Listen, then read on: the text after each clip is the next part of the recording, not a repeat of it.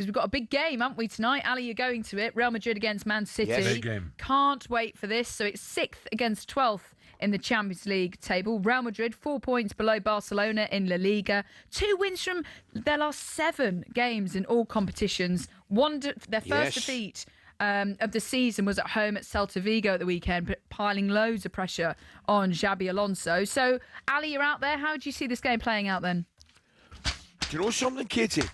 I actually fancy Man City. I really do.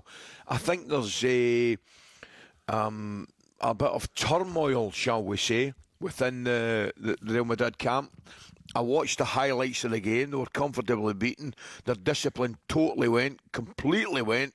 I think it ended up getting 3 sent off, 3 players sent off. So, and I know they've got 1 or 2 injury problems as well. So I actually fancy City, Katie. Alan?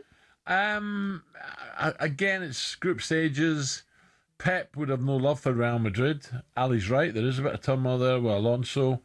I think I'm just going to sit back and enjoy. I think we're going to get a few goals. I think it'll be a cracker. You know what? I'm also looking forward to seeing the Phil Foden against Jude Bellingham battle, because this is the kind of game where both players need to prove why they should be starting at number 10 for England. Ali, where do you sit on this?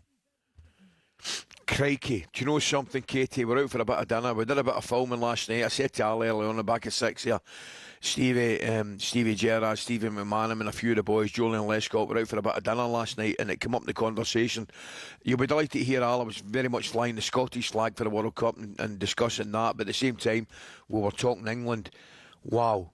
And it is, I would actually call it an embarrassment of riches. I don't think the 2 of them will play, Katie. I think he'll pick one. I really, really do. I actually think Thomas Tuchel, who, incidentally, Alan, Katie, I spoke to at great length over in Washington, and what an impressive man he is, by the way. I need to tell you, Al. Very, very impressive. Had a good crack with him, good conversation, good chat with him, just talking about the football.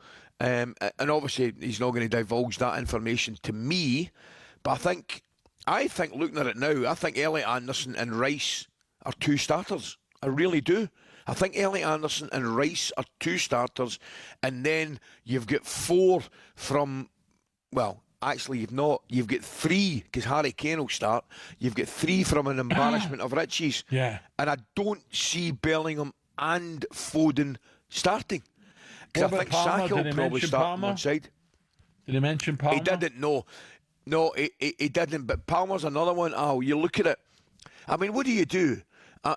Do you think I'm right in saying I think Kane's a certainty to start? Yes. Yeah. I think, I'm not sure about a certainty, but close to a certainty, I think Saka starts on the right-hand side. Yeah.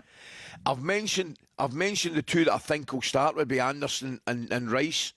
So therefore, I think you've only got 2 positions. Well, and one of them's a kind of number 10 and one of them's a... Yeah, you've not mentioned Gordon, have you? No, but there you are. That was a topic of conversation last night. Me personally, and remember, Katie, the important factor is I'm a Scotsman, I think I would start Gordon in the left. Over Marcus Rashford, who's in great form? I would actually, Katie. Oh, I disagree. I would. But by the way, I need to tell you, the company I was in, there's 2 or 3 of them absolutely going for Rashford, and I'm guessing by your surprise and your voice, you'd probably go for Rashford as well. Yes, and I'm also surprised by what you're saying about Phil Foden and Jude Bellingham. The reason is, because I've just looked at the stats, Phil Foden's in great form at the moment, Ali. 5 goals in his last 3 games, 9 in total so far this season. Against Jude Bellingham, only 4 this season goals, and not scored in the last 3, but has got 1 goal in his last 5. So actually, Ali, Phil Foden is in better form than Jude Bellingham, but I am surprised that you still think neither would start for England. That's interesting. No, I said I think one of them will start. Oh, one of them. Okay. So which one then? What did Donald think? Donald was too busy giving it large to the village people. That was the most bizarre thing I have ever seen in my life, Al. I swear to God. That and the prize was very bizarre. After about 4 hours, I was just about taking out my own teeth at this point, right?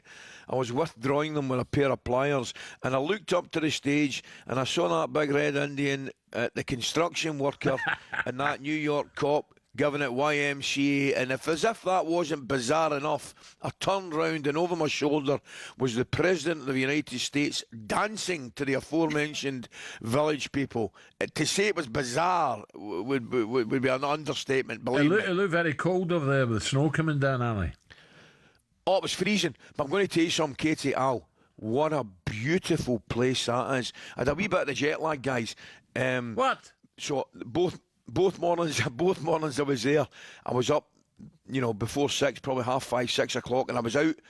And by the way, I walked and I went to Lincoln Memorial. I went to Washington Memorial. I went to the Korean War Memorial. I just walked and I walked. I did the White House, Capitol Hill. What a beautiful city it is. I mean, it's a lot calmer, Katie, than, you go to New York, and I love New York. New York is fantastic. It's out of this world. But Washington was a lot calmer. You'd love Washington.